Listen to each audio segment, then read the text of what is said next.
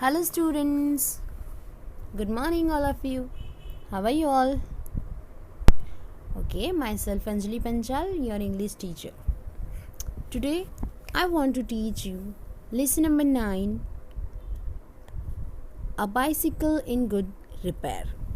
So, before starting this lesson, I want to introduce the first paragraph before you read to you all.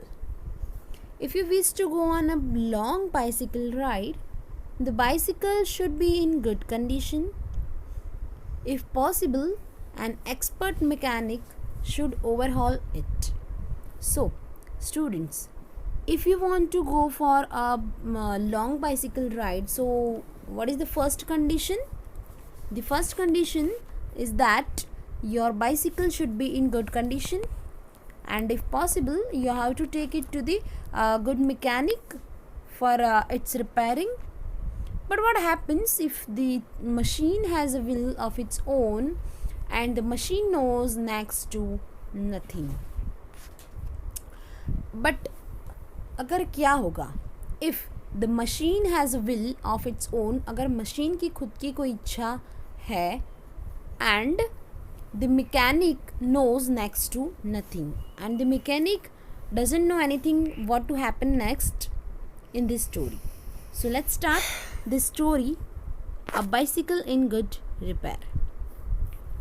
A man I knew proposed one evening we should go for a long bicycle ride together on the following day, and I agreed.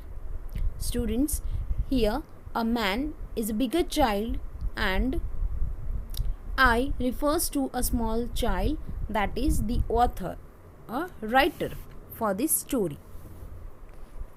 So, a man one one evening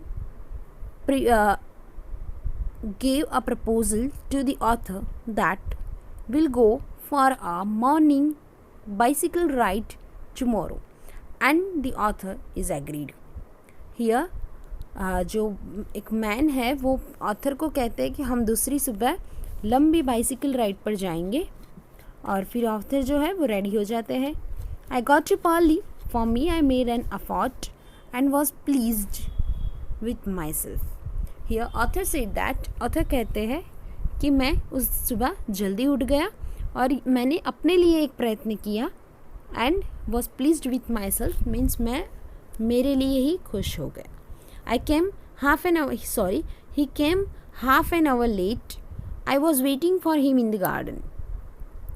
That man who gave that proposal came half an hour late, and the author was waiting for him in the garden. It was a lovely day. वो बहुत अच्छा दिन था. He said, that's a good looking machine of yours. How does it run? And that man said to the author that आपकी जो bicycle है, आपका जो here machine refers to the bicycle, आपका जो मशीन है वो बहुत अच्छा दिख रहा है, तो वो कैसे चलती है?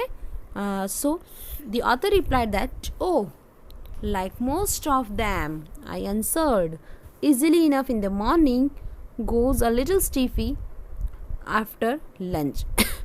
And the author replied that, बाकी जैसी साइकिल्स चलती है वैसे मेरी साइकिल चलती है. Easily enough in the morning means morning में बहुत अच्छे से और स्पीडी चलती है, बट आफ्टर लंच जैसे स्टूडेंट्स हम आफ्टर लंच लेज़ी हो जाते हैं, and that's why the cycle is also somewhat lazy, somewhat stiffly after lunch. Next, he caught hold of it by the front wheel and the fork and shook it violently. What happened next? That man caught the cycle front wheel and fork and shook it violently. उसने cycle को पूरा violently पूरा हिला डाला. I said, don't do that, you will hurt it. Here author said that, author कहते हैं कि ये मत कीजिए, आप मेरी साइकिल को ऐसा मत कीजिए, वो उसे आप कोई नुकसान कर दोगे. I did not see why he should shake it, it had not done anything to him.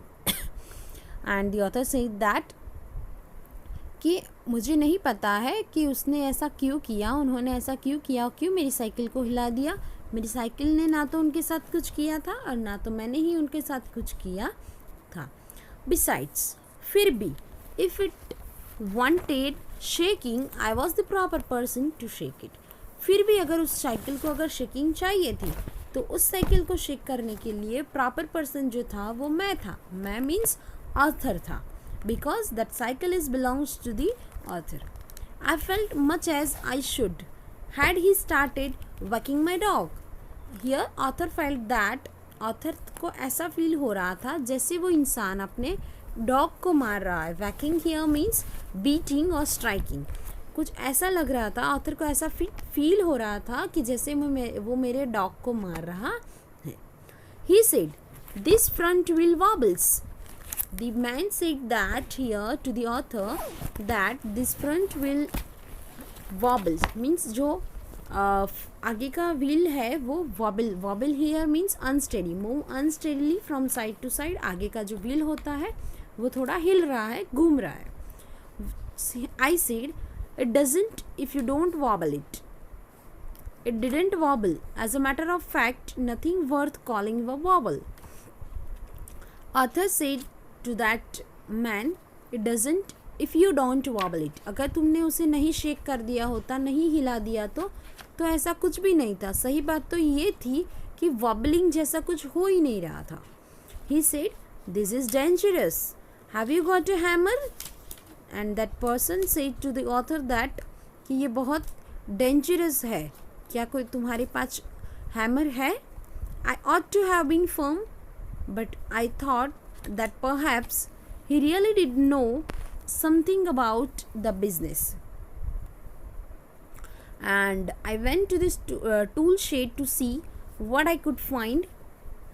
Then the author replied that कि वो जो इंसान है वो हैमर मांग रहा है.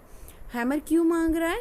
तो उसने कहा कि ये that he really did not something about business. वो बिजनेस के बारे में कुछ नहीं जानता है. और फिर ऐसा वो कहते हैं कि मैं टूल शेड में जाके देखता हूँ, अगर मुझे कुछ मिलता है तो मैं लेके आता हूँ. When I came back he was sitting on the ground with the front wheel between his legs. जब ऑथर वापस आते हैं टूल शेड लेकर, then he saw that person was sitting on the ground with the front wheel between his legs. वो अपनी दोनों पैरों के बीच में आगे का जो पहिया है वो लेकर बैठे होते हैं. कहाँ पे बैठे होते? on the ground. He was playing with it, twiddling it round between his fingers. The remnant of the machine was lying on the gravel path beside him. जब ऑथर आते हैं तब वो जो इंसान होता है वो अपने दोनों पैरों के बीच में वो पहिया फ्रंट व्हील लेके बैठा होता है और वो उसके साथ खेल रहा होता है. ट्विडलिंग हियर मीन्स टर्निंग. उसे वो घुमाकर अपनी उंगलियों से घुमा रहा होता है और उसे खेल रहा होता है.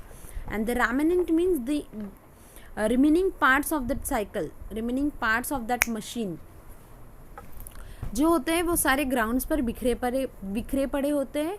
और रास्ते के बाजू में सारे रिमेनिंग जो साइकिल के पार्ट्स होते हैं वो बिखरे हुए होते हैं. He said, it looks to me as if the bearing were all wrong. He said that person said to the author that it looks to me, मुझे लग रहा है कि इसकी बेयरिंग्स जो है वो बिगड़ गई है, वो सब रॉन्ग हो चुकी है, मतलब बिगड़ गई है. Bearings means here ball bearing जो साइकिल के व्हील में लगी होती हैं. I said don't you trouble about it any more, you will make yourself tired, let us put it back and get off. Here the author said that कि आप अपने आप को ट्रबल मत दीजिए, तकलीफ मत दीजिए, हम इसे यहाँ आप थक जाएंगे तो हम इसे यहाँ पे रख देते हैं और चले जाते हैं, हम इसे वापस रख देते हैं. That author said to this man, you can see in this picture how he is sitting on the ground with the wheel in between his legs. Next he said, we may as well see what is the matter with it, now it is out.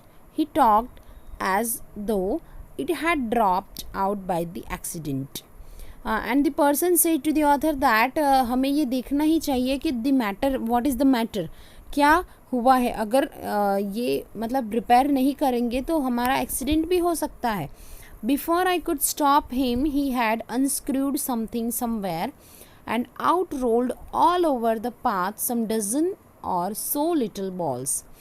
वो जो author है वो उस person को रोकते उसके पहले तो उसने सारे स्क्रू निकाल दिए हैं, सारे पार्ट्स अलग कर दिए and dozens of little balls and screws थे वो उसने निकाल के रोल ओवर हो चुके हैं. रोल ओवर मीन्स यहाँ वहाँ पे टर्न होके घूमकर मैदान में बिखर गए हैं. Get them, he shouted. We must not lose any of them. He was quite excited about them. And that person said to the author, catch them. वो चिल्ला रहे कि उनको पकड़ो, हमें इसमें से एक भी खोना नहीं है. और वो उन स्क्रूज के बारे में बहुत एक्साइटेड थे. We grovelled around for half an hour and found 16. He said he hoped we had got them all because if not, it would make a serious difference to the machine. I put them for safety in my hat. It was not a sensible thing to do, I admit. Here, grovel means crawled on the ground. एक छोटे baby की तरह जैसे चारों पैरों पर वो लोग चल के एक एक करके सारे बोल्ट और सारे स्क्रूज जो होते हैं वो इकट्ठा करते हैं. दे gravel for half an hour. वो हाफ एन आवर तक वो ग्राउंड पे घूमे और उन्होंने 16 जो स्क्रूज थे वो बॉल्स थे वो इकट्ठा किए. फिर उन्होंने क्या किया कि that person said to the author that we have to found all of them. हमें सबको वापस ढूंढना पड़ेगा बिकॉज अगर कोई भी मिस हो गया तो इस साइकिल के इस मशीन में बहुत ज़्यादा डिफरेंस हो जाएगा. I put them for safety in my hat and the author put that all the screws in his hat. उनकी हैट में रख दिए ताकि कोई वहाँ से गुम ना हो जाए, रोल ओवर ना हो जाए, खो ना जाए. That's why the author put all the screws in his hat. So students, this is all about your first part of the story. So I hope you understood the first part of the story, and the remaining second parts of story I'll continue in the next video lecture. So till that, thank you very much.